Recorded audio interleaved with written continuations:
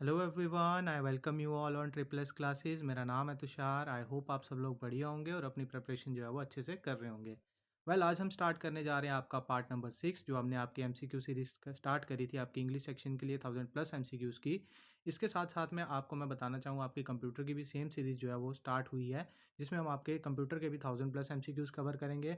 और साथ ही साथ एक नई सीरीज़ जो है वो स्टार्ट हुई है करंट अफेयर के रिलेटेड, जो आपके हाई कोर्ट के एग्जाम में तो बहुत हेल्पफुल होने ही वाली है। साथ साथ में आपकी जेकेपीएसआई के एग्जाम में भी आपकी हेल्प होने वाली है उस सीरीज़ से।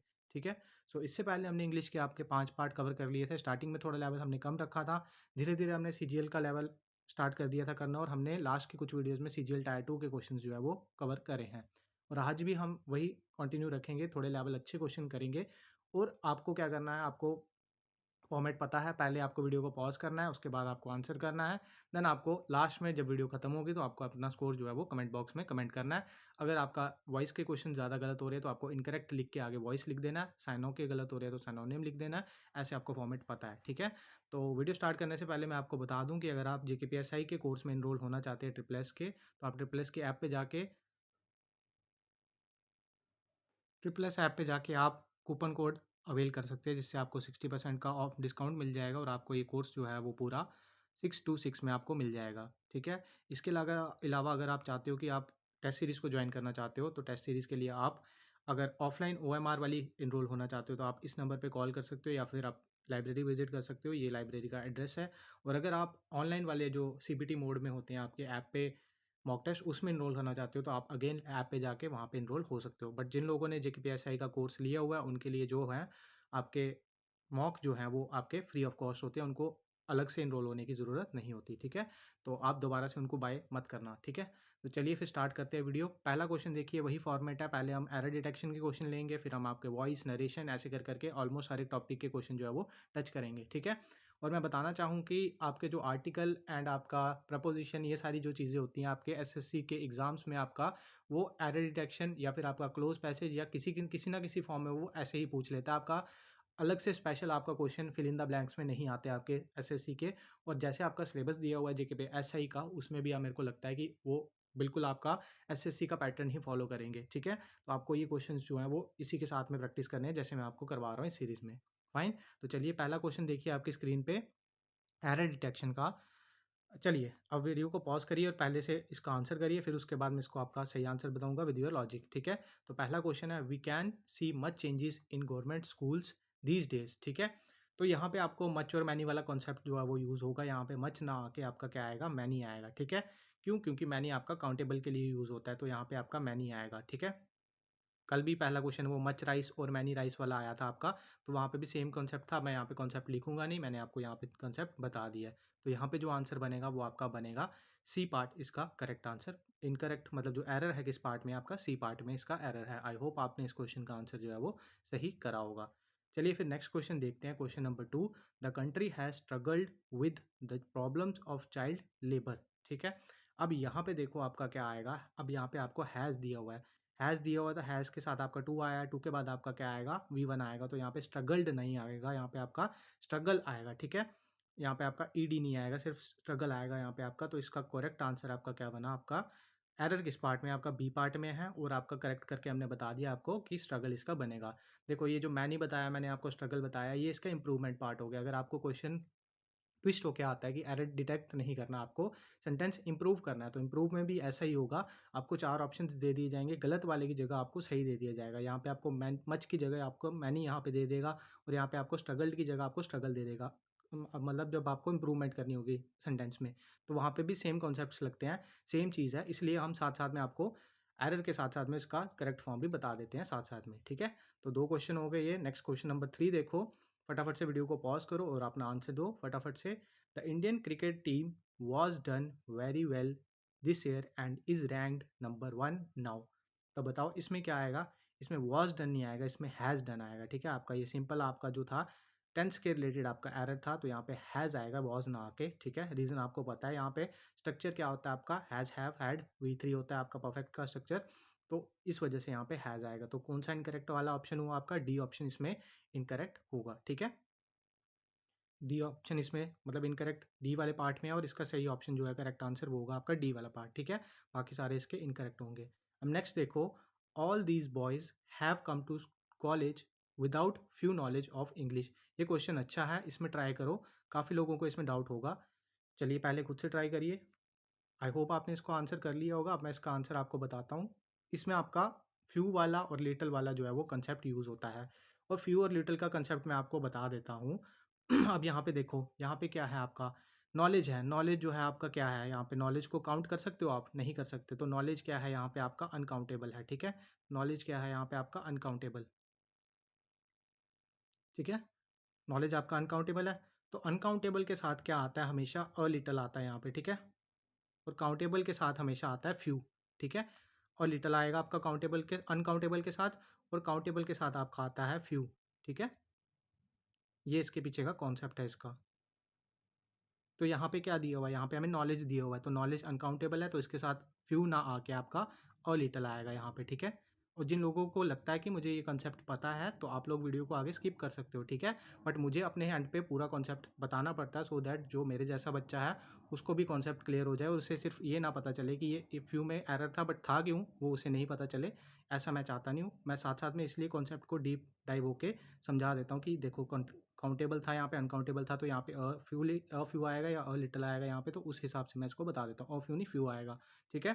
तो ओवरऑल इसका कॉन्सेप्ट क्या था, नॉलेज जो था यहाँ पे आपका अनकाउंटेबल था, तो यहाँ पे अ लिटल आएगा ना कि फ्यू आएगा आपका, ठीक है। तो एरर किस पार्ट में था आपका, ए पार्ट में था एरर आपका, ठीक है। तो ए ऑप्शन इसका करेक्ट आएगा, ठीक है। बाकी जिन लोगों को स्पीड स्लो लगती है वीडियो की, तो आप लोग उसको 1.5x पे देख सकते हो आराम से, ठीक है। चलिए क्वेश्चन नंबर 5 देखिए। Everyone was asking for passes to the musical festival at Nehru Park. तो फटाफट से इसका आंसर करिए। ये रूल नंबर 1 था, जब हमने आपको रूल्स करवाए थे, तो रूल्स में हमने रूल नंबर 1 पढ़ा था, एवरीवन, समबडी, समवन। ये सारे क्या होते हैं आपके, सिंगुलर होते हैं, ठीक है। तो जब ये सिंगुलर होते हैं आपके सब्जेक्ट, सिंगुलर सब्जेक्ट होते हैं, तो सब्जेक्ट वर्ब एग्रीमेंट का रूल क्या कहता है, सब्जेक्ट के अकॉर्डिंग वर्ब आपका एग्री करता है। जब सब्जेक्ट आपका सिंगुलर है तो वर्ब भी आपका सिंगुलर आएगा। तो यहाँ पे अगर एवरीवन जो है वो आपका सिंगुलर सब्जेक्ट है आपका, तो ये आपका वर्ब भी सिंगुलर लेगा साथ में, तो आर ना आके यहाँ पे क्या आएगा, इज आएगा। यहाँ पे everyone is asking for passes to the musical fest at Nehru Park, तो आंसर इसका आएगा बी पार्ट, ठीक है। क्लियर है। चलिए नेक्स्ट देखिए। अब लास्ट क्वेश्चन आपके एरर डिटेक्शन का। There are some members who haven't paid his subscription yet, ठीक है। तो अब यहाँ पे आपका क्या आएगा, यहाँ पे देयर दिया हुआ है, ठीक है। तो यहाँ पे आपका देयर आपका यहाँ पे दिया हुआ है, तो यहाँ पे आपका देयर THERE वाला दिया हुआ है, तो यहाँ पे हिज की जगह आपका देयर आएगा, THEIR वाला, ठीक है। डिफरेंस आपको आई होप क्लियर होगा। THEIR वाला और THERE वाले का डिफरेंस क्लियर होगा आपको, ठीक है। तो इसका आपका आंसर आएगा सी, ठीक है। हिज नहीं आएगा, ठीक है, क्योंकि प्लूरल के बारे में बात हो रही है ना मेंबर के लिए, तो यहाँ पे हिज ना आके देयर आएगा, ठीक है। सिंपल था ये वाला एरर। आई होप आपके 6 में से एटलीस्ट 5 या 4 तो सही हुए होंगे, क्योंकि ये काफ़ी इजी क्वेश्चंस थे आपके। इजी तो नहीं कह सकते, CHSL में आए हुए हैं, तो लेवल तो ठीक ठाक होगा। बट हाँ, अ फ्यू और लिटिल वाले में आई थिंक सो आपको गलती हुई होगी, बाकी तो मतलब ईजी थे, ठीक है आपके लिए। चलिए नेक्स्ट देखिए। अब नरेशन के क्वेश्चंस हमने लिए हैं CGL टायर 2 के, मतलब इससे ऊपर के लेवल के क्वेश्चंस तो आ ही नहीं सकते आपके JK PSI में, चाहे या फिर आपके जूनियर असिस्टेंट हाई कोर्ट में, ठीक है। क्योंकि टायर 2 का लेवल जो होता है वो सबसे ज़्यादा मुश्किल होता है, और ये टायर 2 भी तब का है जब आपका इंग्लिश जो है वो 200 मार्क्स का आता था आपका मेंस में, ठीक है। 100 क्वेश्चन आते थे, तो वहाँ पे लेवल बहुत ज़्यादा अच्छा होता था। तो चलिए इसको क्वेश्चन को अटैम्प्ट करो। अंशुल सेड यहाँ पे बाहर पास्ट है, ठीक है, B2 में है। अब यहाँ पे आपको क्वेश्चन मार्क दिख गया, क्वेश्चन मार्क को हटा के क्या आएगा आपका, यहाँ पे चेंज होगा, ठीक है, ये वाली टर्म, ठीक है। अब ऑप्शंस के साथ जाते हैं। अब आपका आस्क्ड इफ दिया हुआ है, ठीक है, आस्क्ड इफ दिया हुआ है। अब यहाँ पे आपको दिया हुआ है दैट, दिया हुआ है दैट वाला तो आएगा नहीं यहाँ पे, ठीक है। इसको कैंसिल आउट करो, इसको कैंसिल आउट करो, दो ऑप्शन बचे आपके पास। अब आस्क्ड इफ आएगा कि आपका वंडर्ड आएगा। अब यहाँ देखो टुडे दिया हुआ है, ठीक है, टुडे किस में जाएगा आपका, दैट डे में, तो दैट डे किस ऑप्शन में दिख रहा है मेरे को, सेकंड ऑप्शन में दिख रहा है। तो दैट डे वाले से मैं इसको बी मार्क करूंगा और इसको कैंसिल आउट कर दूंगा। मैंने पूरा सॉल्व करा ही नहीं, मैंने सिर्फ आपकी कॉमन सेंस और थोड़ी सी प्रैक्टिस से, एलिमिनेशन से क्या करा कि सिर्फ टुडे देखा, टुडे दैट डे में जाएगा, यहाँ पे टुडे का टुडे रखा हुआ था और मैंने इसको मार्क कर दिया, मैंने पूरा चेंज करा ही नहीं। यही अप्रोच आपको एग्जाम में भी यूज़ करनी है, ठीक है। अगर आप इसमें परफेक्ट हो जाते हो तो आप 3 आंसर गलत करके फिर आपका 4th आंसर मार्क करोगे, जिससे आप कॉन्फिडेंट होगे कि मैंने आंसर सही मार्क करा है, ठीक है। नेक्स्ट क्वेश्चन देखो। My sister said what time will train reach Bhopal, ठीक है, what time will the train reach Bhopal. अब इसका देखो, इसका क्या आएगा 8th वाले का, यहाँ देखो, ठीक है। अब यहाँ देखो ये क्या दिया हुआ है, पास्ट में दिया हुआ है, मानते हो? अंदर वाला वर्ब जो है वो चेंज होगा। अंदर वाला क्या दिया हुआ है आपका? विल दिया हुआ है। विल किस में जाता है आपका? विल जाता है आपका वुड में जाता है, क्योंकि V1 V2 में जाता है ना जब बाहर आपका पास्ट हो, ठीक है? तो विल वुड में जाएगा। वुड वाले ऑप्शंस देखो यहाँ पे कौन कौन से हैं आपके। ये विल वाला तो नहीं आएगा, ठीक है? यहाँ पे रीच्ड वाला भी नहीं आएगा यहाँ पे, ठीक है? ये वाला यहाँ पे सही बनेगा। My sister ask what time the train would reach Bhopal, इसका सही आंसर आएगा, ठीक है? ये भी आपका इनकरेक्ट आएगा, ठीक है? रीचेस तो आ नहीं सकता। तो ये भी आपका टायर 2 का क्वेश्चन था। हमने सिर्फ एक कॉन्सेप्ट यूज़ करके आपका ये आंसर कर दिया। आई होप आपका ये वाला क्वेश्चन सही हुआ होगा। नेक्स्ट क्वेश्चन देखो अभी यहाँ पे। नेक्स्ट क्वेश्चन क्या कह रहा है? The traveller said that he had come a long way of. अब यहाँ पे आपको इनडायरेक्ट में दिया हुआ है, आपको डायरेक्ट में जाना है। यहाँ पे उल्टा उल्टा दे दिया हुआ है, ठीक है? तो उल्टा दे दिया तो क्या हो गया? हम ऑप्शंस को कन्वर्ट करना स्टार्ट कर देंगे, ठीक है? ऑप्शंस को कन्वर्ट करके देख लेंगे। अब पहला देखो, the traveller said he had come a long way, नहीं ये तो नहीं बन सकता, ठीक है? ये क्रॉस हो जाएगा। The traveller said I am coming a long way, नहीं ये भी नहीं बनेगा, ठीक है? कमिंग दिया हुआ है। हैज़ कम, ये भी नहीं बनेगा यहाँ पे, ठीक है? अब यहाँ पे क्या दिया हुआ है? The traveller said I have come a long way of, ठीक है? ये इसका आंसर बन सकता है। दैट ही, आई ही में चला जाएगा। हैव जो है वो हैड प्लस V3 में, ठीक है? तो यहाँ पे ये ऑप्शन इसका सही आंसर बनेगा। डी पार्ट इसका करेक्ट आंसर बनेगा 9th क्वेश्चन का, ठीक है? आई होप आपका ये वाला क्वेश्चन सही होगा। चलिए अब नेक्स्ट क्वेश्चन देखते हैं। आपका नेक्स्ट क्वेश्चन क्या कह रहा है? I told Vinod that the plumber had forgotten his mobile. अब यहाँ पे भी आपको इनडायरेक्ट में दिया हुआ है, आपको डायरेक्ट में जाना है यहाँ पे। तो यहाँ पे देखो अगेन वही अप्रोच लगाएंगे। स्टार्ट करते हैं डी वाले से ही। I said to Vinod that the plumber has forgotten his mobile here. तो ये वाला तो करेक्ट बन रहा है इसका आंसर, तो यही इसका आंसर होगा। डी पार्ट इसका करेक्ट आंसर होगा। और बाकी वाले तो बनेंगे नहीं, ठीक है? विनोद सेड टू मी, ये भी नहीं बनेगा आपका। The plumber had forgotten his phone, ये भी नहीं बनेगा आपका, ठीक है? द प्लम्बर इज़ फॉरगेटिंग भी नहीं बन सकता आपका। तो आपका आंसर जो था यहाँ पे ऑप्शन नंबर डी था, ठीक है? तो ये इसका करेक्ट आंसर बनेगा। अब मोस्ट ऑफ द बच्चे बोलते हैं कई बार कि वॉइस नहीं आती वीडियो में, तो वॉइस मेरे एंड पे ठीक है, मैं माइक यूज़ करके ही वीडियो बना रहा हूँ। तो एक बारी आप अगर ईयरफोन यूज़ कर रहे हो तो ईयरफोन हटा के एक बारी सिंपल फ़ोन से या फिर आप टैब से जहाँ से भी देख रहे हो तो उसकी वॉइस थोड़ा इंक्रीज़ करके देखा करो। तो उससे आई होप कि सही हो जाएगा इशू, क्योंकि मैंने 3-4 डिवाइसेस पे चेक कर लिया है और मैंने अपने एंड पे भी क्रॉस चेक कर ली है चीज़ें, तो मेरे एंड से तो ठीक होती है वॉइस, ठीक है? किसी-किसी स्टूडेंट को लगती है, बट रीज़न उसका आई थिंक सो वही होगा, ठीक है? तो चलिए नेक्स्ट देखिए अब। I asked my friend if he had seen the launch of Chandrayaan 2 from Sriharikota, ठीक है? तो ये 11th क्वेश्चन है। ये भी आपको कैसे दिया हुआ है आपका ये भी आपका डायरेक्ट में दिया, इनडायरेक्ट में दिया हुआ है आपको, तो आपको इसका भी डायरेक्ट बनाना है, ठीक है? तो चलिए इसको सॉल्व करते हैं अभी, ठीक है? अब यहाँ पे दिया हुआ है आपका हैड सीन, ठीक है? तो या तो ये आपका सेकंड फॉर्म से आया होगा, ठीक है? तो यहाँ पे सेकंड फॉर्म कहाँ पे दिख रही है आपको? आपको डिड वाला कहीं पे दिख रहा है, तो डिड वाला यहाँ पे दिख रहा है। Did you see the launch of Chandrayaan 2 from Sriharikota, इसका करेक्ट आंसर बनेगा। तो सी ऑप्शन इसका सही बनेगा, ठीक है? हमने सीधा ही इसको मतलब बाय ऑप्शन गए हम लोग, बाय ऑप्शन हमने इनको कन्वर्ट करा और हमने इसका सही आंसर कर दिया। तो आई होप आपके ये 5 जो नरेशन के क्वेश्चंस थे, इसमें से आपके एटलीस्ट 4 तो सही हुए होंगे सबके, क्योंकि ईजी क्वेश्चन थे। थोड़ा ट्रिकी वाले जो थे ये वाले थे, जिसमें आपको इनडायरेक्ट में दिया हुआ था, आपको डायरेक्ट में जाना था।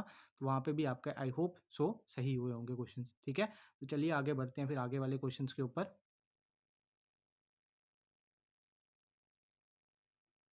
अब आपके क्वेश्चंस जो हैं वो आपके किसके आ गए हैं? एक्टिव एंड पैसिव वॉइस वाले क्वेश्चंस आ गए हैं आपके, ठीक है? तो आपको पहले क्वेश्चन को पढ़ना है, फटाफट से वीडियो पॉज करनी है, खुद से आंसर करने हैं, ठीक है? सीजीएल के क्वेश्चंस हैं ये भी, आपके 2020 की शिफ्ट के क्वेश्चंस हैं, ठीक है?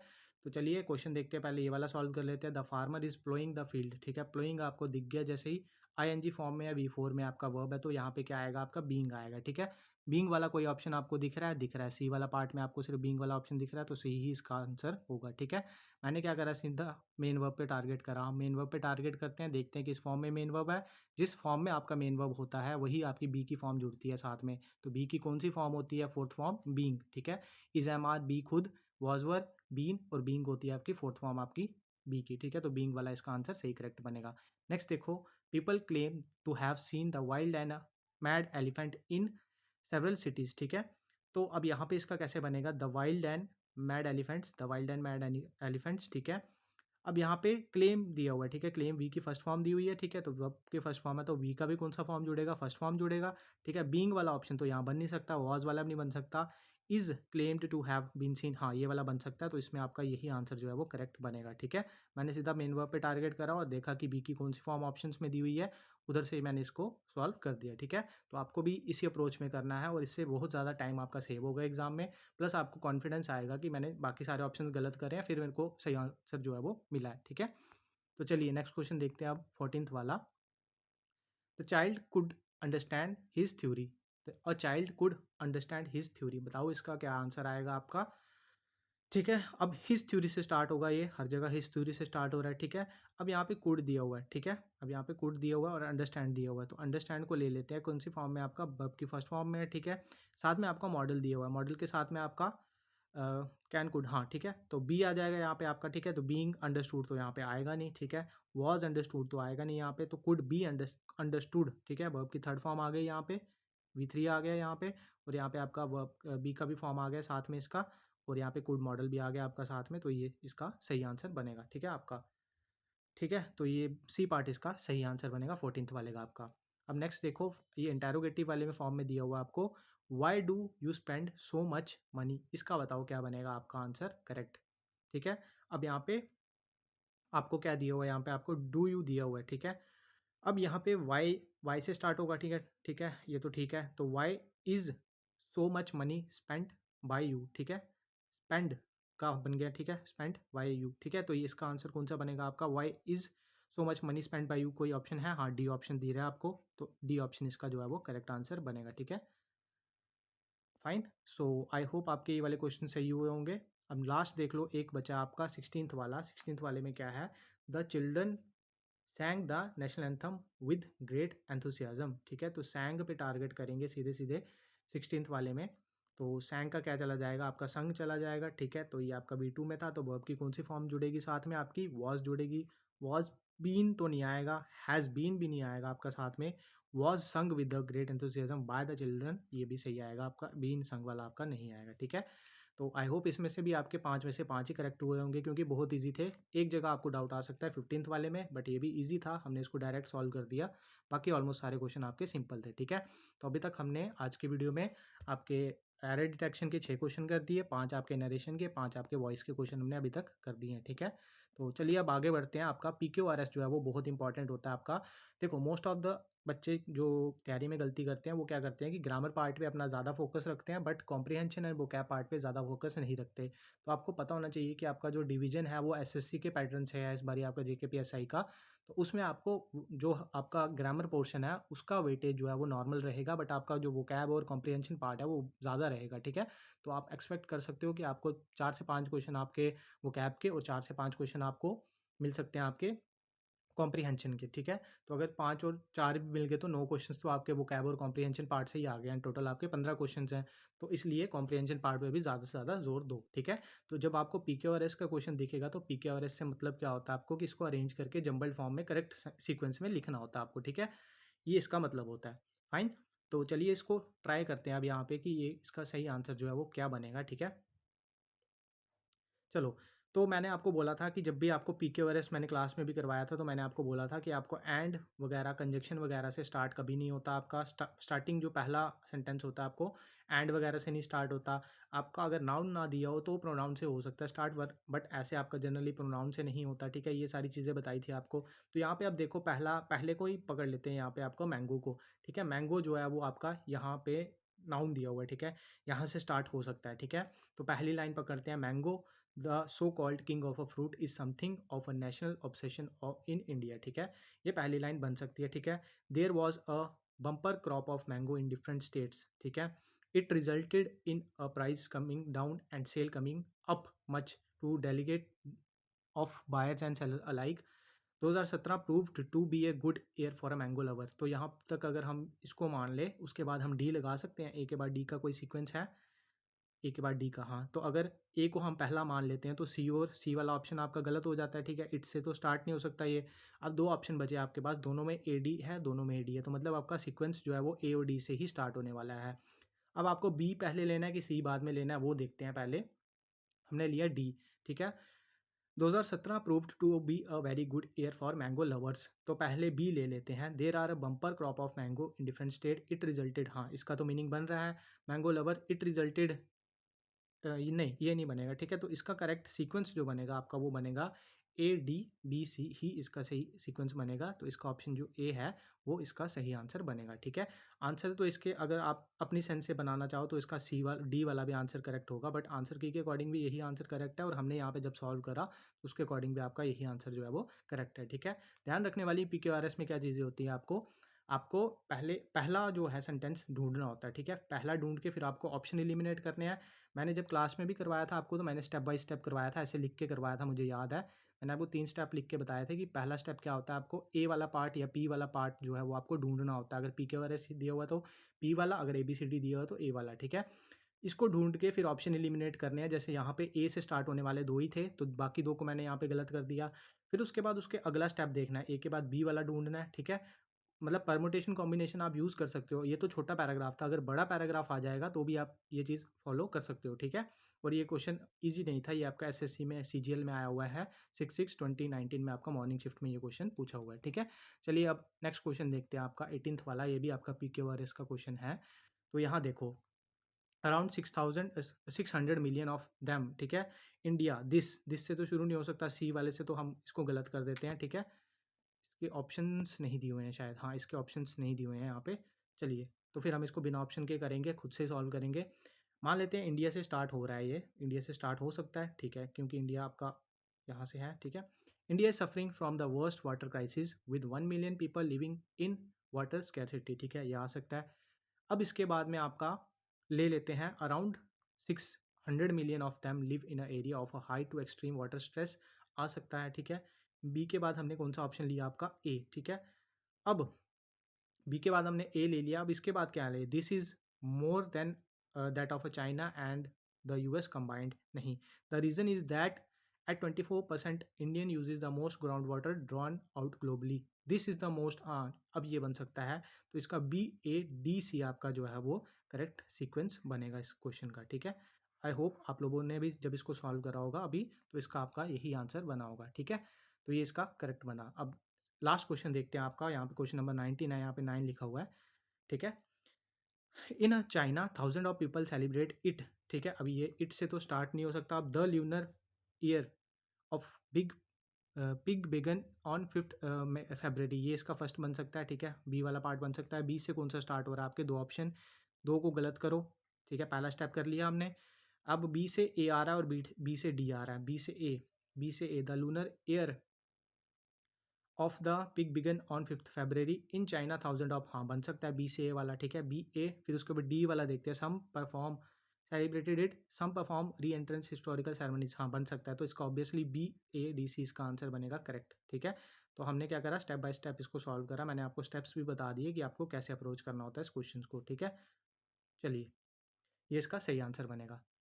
अब नेक्स्ट देखो, क्लोज पैसेज पूछा हुआ है। अब मैंने आपको बताया था कि आपका प्रपोजिशन, आपका एक आर्टिकल्स, ये आपका डायरेक्टली नहीं पूछता जेके एस एस बी नहीं, सॉरी, आपका एसएससी, ये आपका कभी क्लोज टेस्ट की फॉर्म में पूछ लेगा, कभी आपको एरर की फॉर्म में चेक कर लेगा, तो ऐसे ही आपका ये पूछता है। अब यहाँ देखो, आपको दो क्वेश्चन आपके प्रपोजिशन से दिख जाएंगे यहाँ पे, और पहला आपको अलग से क्वेश्चन दिख जाएगा एक। तो आपको अभी पैराग्राफ पढ़ना है। हाँ, एसएससी में तो आपके 5 ब्लैंक्स में आपका पैराग्राफ आता है, बट यहाँ पे हमने आपको 3 ही दिए हुए हैं, क्योंकि आपके 15 मार्क्स का 15 क्वेश्चन तो आपके जेकेपीएसआई में आएंगे, ठीक है? जूनियर असिस्टेंट हाई कोर्ट में आ सकता है आपको, but junior assistant high court का जो पैटर्न होता है वो थोड़ा सा अलग होता है, ठीक है? उसमें ये मेरे हिसाब से नहीं आएगा क्लोज टेस्ट आपको, बट जेकेपीएसआई में मोस्ट इंपॉर्टेंट है ये, ठीक है? फ्रॉम योर कॉम्प्रिहेंशन पार्ट से, ठीक है? अब यहाँ देखो, living his car with the wallet, he dash the hotel, he dash the hotel. अब क्या एडमिटेड, नहीं एडमिटेड तो नहीं होगा, इन्वेडेड, नहीं इन्वेडेड भी नहीं होगा आपका। अब आपका एंटर्ड होगा, हाँ एंटर्ड ही यहाँ पे होगा ऑप्शन इसका करेक्ट, ठीक है? तो ही एंटर्ड आएगा यहाँ पे, एंटर द होटल, ठीक है? And join the large crowd milling, ठीक है? अब यहाँ पे होता है मिलिंग का मतलब क्या होता है, यहाँ पे मिल अबाउट या मिल अराउंड का मतलब क्या होता है यहाँ पे, इसका मतलब होता है कि लार्ज क्राउड जब एक ही जगह पे आगे पीछे घूम घूम रही होती है ना, जैसे स्टेडियम में अगर मैच हो रहा है, तो जब एंटर हो रहे हैं आप स्टेडियम में, तो वहाँ पे आगे पीछे क्राउड जो है वो घूम रही है, तो उसको बोलते हैं मिल अराउंड, मिलिंग अराउंड या मिल अबाउट, ठीक है? तो यहाँ पे आपका अबाउट आएगा। अगर यहाँ पे अराउंड भी दिया होता तो अराउंड भी यहाँ पे आ सकता था आपका प्रपोजिशन, ठीक है? तो यहाँ पे इसका आएगा अबाउट, ठीक है? मीनिंग मैंने आपको इसका बता दिया। नेक्स्ट देखो, he found at badge waiting for him dash the receptionist table. अब यहाँ पे आपका ऑन द नहीं आएगा, यहाँ पे आपका एट द रिसेप्शनिस्ट टेबल आएगा, क्योंकि अप्रोप्रिएट जगह बताई हुई है ना आपको बिल्कुल रिसेप्शनिस्ट के टेबल पे, ठीक है, एग्जैक्ट जगह बताई हुई है, इसके लिए यहाँ पे आपका एट जो है वो प्रपोजिशन आएगा, ठीक है। एट यहाँ पे आएगा इसका करेक्ट आंसर, और यहाँ पे इसका आएगा अबाउट।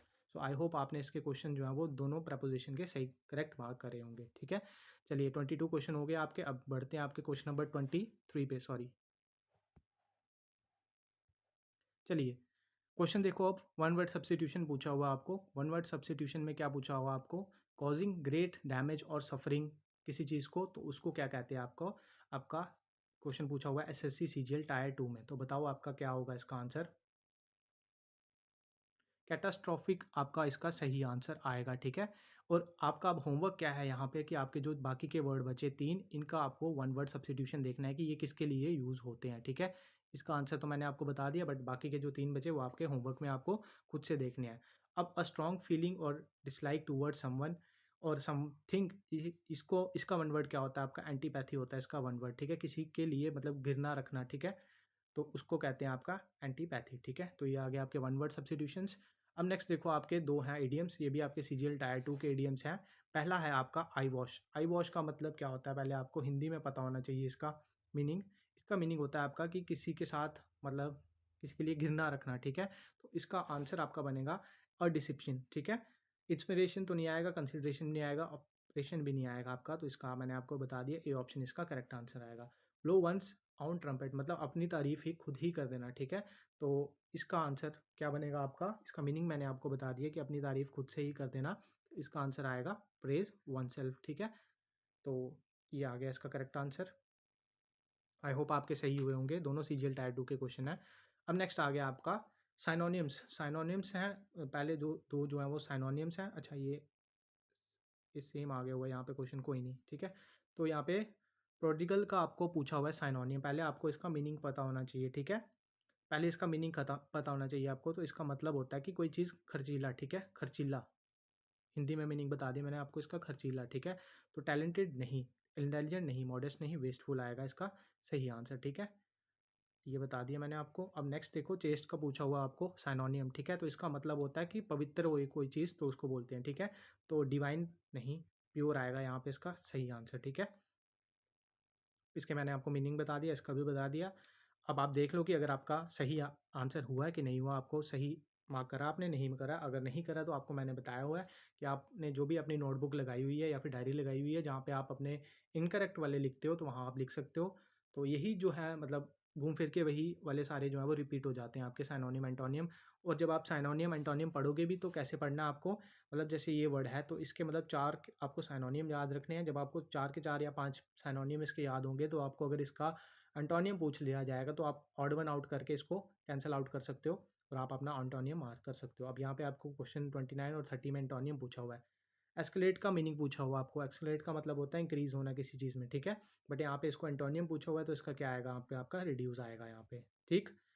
नेक्स्ट पूछा हुआ है आपको टेंडर, ठीक है। टेंडर का मतलब होता है कोई चीज़ सॉफ्ट या फिर मतलब बिल्कुल हाँ सॉफ्ट होना कोई चीज़ का, तो इसका एंटोनियम क्या आएगा आपका यहाँ पे रफ, इसका सही आंसर आएगा, ठीक है। आई होप आपको आज की क्लास अच्छी लगी होगी, क्वेश्चंस अच्छे लगे होंगे आपको। अब आपको लास्टली क्या करना है क्लास के एंड में, जैसे मैं हर क्लास में बोलता हूँ बट बहुत कम लोग का जो है वो कमेंट करते हैं।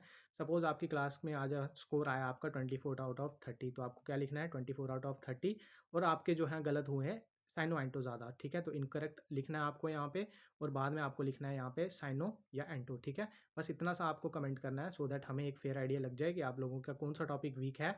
और सपोज ज़्यादा बच्चों का अगर ज़्यादा वीडियोज़ में आ रहा है कि आपको साइनो एंटो जो है वो वीक है, तो फिर हम क्या करेंगे कि साइनो एंटो के ऊपर कोशिश करेंगे या तो क्लास प्रोवाइड कर दे, या फिर कोशिश करेंगे कि टेलीग्राम पे आपको कोई पीडीएफ प्रोवाइड कर दे जो हमने शायद अपने कोर्स में भी यूज़ करी हुई है, वो भी शायद हम प्रोवाइड कर सकते हैं। बट उसके लिए आपको पहले बताना पड़ेगा कि कौन सा टॉपिक जो है वो आपका वीक है, ठीक है। और जैसे अगर आपका इनकरेक्ट मतलब एरर वाला जो आपका टॉपिक अगर वीक है, ज़्यादा बच्चों का डिमांड आ रहा है कि एरर वाला वीक है, तो हम क्या करेंगे, फिर हम कोशिश करेंगे कि 50 से 100 या फिर 150 जो आपके एरर वाले क्वेश्चंस हैं वो 2 या 3 क्लास में सिर्फ एक एक पूरी क्लास आपके एरर डिटेक्शन के क्वेश्चंस की ही करवा दें आपको प्रैक्टिस साथ साथ में, सो दैट उसमें आपका एक अच्छा होल्ड बन जाए, ठीक है। तो इसीलिए मैं बाकी कुछ नहीं कहता आपको कि लाइक करो सेशन को या शेयर करो, बस मैं इतना बोलता हूँ आपको कि कमेंट स्कोर कर दिया करो और इनकरेक्ट बता दिया करो सो दैट हमें एक आइडिया लग जाए, ठीक है। बाकी इतना ही रखते हैं आज की क्लास के लिए। अगर किसी क्वेश्चन में आपको डाउट लगेगा, पहली बात तो ये है कि जो हमने आंसर्स करे होते हैं क्वेश्चन के, वो आपके ऑफिशियल आंसर की जो होती है ना सीजीएल की, वहाँ से हमने देख के आपके आंसर्स जो हैं वो मार्क करे होते हैं यहाँ पे, या हम खुद भी करवाते हैं तो वहीं से देख के करवाते हैं। स्टिल अगर आपको कुछ लगता है कि इस क्वेश्चन में डाउट है, तो पहला स्टेप क्या है आपके लिए, आपको पहले उसको गूगल करना है। ये क्वेश्चन आपके सीजीएल में पूछे हुए हैं तो ऑब्वियस है कि गूगल पे ये क्वेश्चन मैंशन होंगे ही होंगे। पहले क्वेश्चन देखो, आंसर देखो, अगर आंसर सही है, आपको गलत लग रहा है कि ये आंसर नहीं होना चाहिए, गूगल पे एक बार क्रॉस चेक करो, उसकी जो नीचे उसकी एक्सप्लेनेशन होती है ना, उसको देखो एक बारी। फिर भी अगर समझ नहीं आता, फिर आप नीचे कमेंट कर सकते हो कि इसका आंसर ऐसा क्यों आया। तो कुछ बच्चे आपको ऑप्शन कमेंट में ही उसका आंसर बता देंगे और उसकी एक्सप्लेनेशन भी दे देते हैं साथ साथ में, ठीक है। बट रिजिड मत हुआ करो कि हाँ इसका मुझे ये लगता है ये आंसर है तो मेरे हिसाब से ये है तो यही होगा इसका आंसर, ऐसी चीज़ नहीं होती, ठीक है। जब तक आप करेक्ट नहीं करोगे अपने आप को, तब तक चीज़ें इंप्रूव नहीं होंगी। हाँ, एक क्लास में प्रपोजिशन वाला गलत हो गया था, वो आई अंडरस्टैंड, वो मेरी गलती थी, ठीक है। बाकी मोस्ट ऑफ द क्वेश्चन जो है वो सही ही होते हैं आपके क्लास में। फाइन, तो इतना ही रखते हैं फिर आज की क्लास में। कमेंट्स कर देना अपने स्कोर्स, और फिर मिलते हैं नेक्स्ट सेशन में। तब तक के लिए बाय बाय, टेक केयर। आपका जूनियर असिस्टेंट हाई कोर्ट का एग्जाम भी आने वाला है, ब्लाइंड अप है, तो उसके लिए अच्छे से प्रिपेयर करिए। अब लास्ट के डेज हैं तो ज़्यादा कुछ नया मत पढ़िए, बस मॉक्स देते रहिए जहाँ से भी आप दे रहे हो। ट्रिपल एस के दे रहे हो तो ट्रिपल एस के मॉक दीजिए। मॉक में जो गलती हो रही है, मॉक देने के बाद जो मेन चीज़ होती है आपकी, मॉक में जो गलती हुई है उसको एनालिसिस करना, उसका वो सबसे मेन चीज़ होती है। तो अब मॉक देके उसको बाद में देखो कि कौन सी चीज़ गलती हुई है और वो रिपीट ना हो एग्जाम में, उस पर ज़्यादा ध्यान दीजिए, ठीक है। तो चलिए फिर बाय बाय, टेक केयर। आज के लिए इतना ही रखते हैं। God bless you.